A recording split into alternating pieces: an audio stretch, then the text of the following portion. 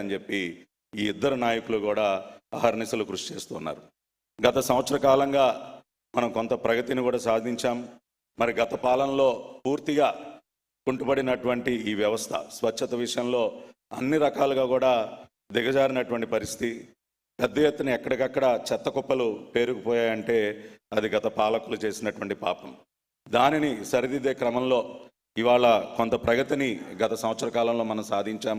ODF plus model విలేజెస్గా మనం గత సంవత్సర కాలంలోనే దాదాపుగా 5,606 గ్రామాలని మనం ప్రకటించుకోవడం జరిగింది. 2 జిల్లాలు 100%, అనంతపురం సత్యసాయి జిల్లాలో అయితే 100% ఓడిఎఫ్ ప్లస్ మోడల్ విలేజెస్గా డిక్లేర్ చేసుకోవడం జరిగింది.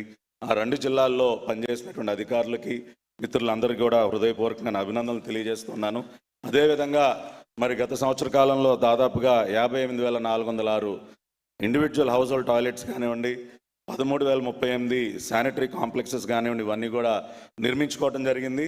ఈ సంవత్సరం, ఈ ఆర్థిక సంవత్సరంలో 2025-26లో దాదాపుగా 4,58,000 ఇంకా కూడా అదనంగా టాయిలెట్స్ నిర్మాణానికి మనం టార్గెట్ పెట్టుకున్నాం.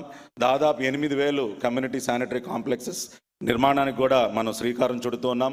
అదేవిధంగా ప్రతి రెవెన్యూ డివిజన్లో ఒక ఎఫ్ఎస్టిపి ఫీకల్ స్లడ్జ్, ఏదైతే మరి సెప్టిక్ ట్యాంక్ క్లీనింగ్ సంబంధించి ఫీకల్ స్లడ్జ్ ట్రీట్మెంట్ ప్లాంట్స్ ఉన్నాయో ప్రతి రెవెన్యూ డివిజన్లో ఒకటి ఏర్పాటు చేయడానికి శ్రీకారం చుడుతున్నాం.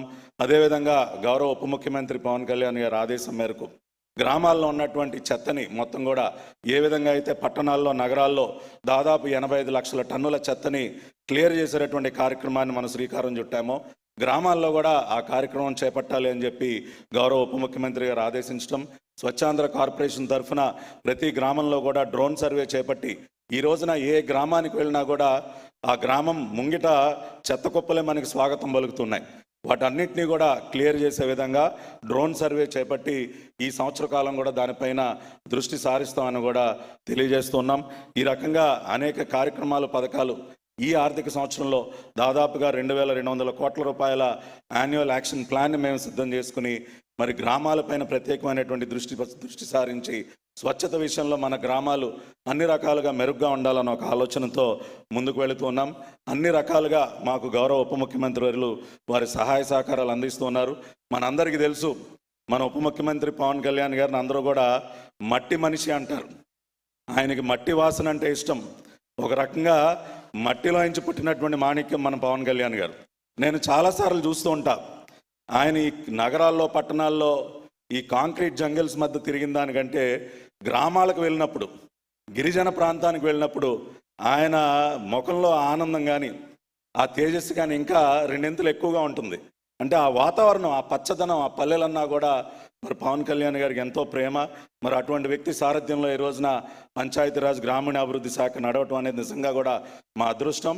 ఆయన సారథ్యంలో స్వచ్ఛాంధ్ర కార్పొరేషన్ కూడా మరి గ్రామాల్లో పెద్ద ఎత్తున ఈ కార్యక్రమాలన్నీ కూడా చేపట్టి స్వచ్ఛత విషయంలో అన్ని రకాలుగా కూడా వాటిని అగ్రగామిగా నిలుపుతామని చెప్పి తెలియజేస్తూ మరొకసారి నాకు ఈ అవకాశం ఇచ్చినందుకు పెద్దలందరికీ ధన్యవాదాలు తెలియజేసుకుంటూ సెలవు తీసుకుంటున్నాను. జై హింద్.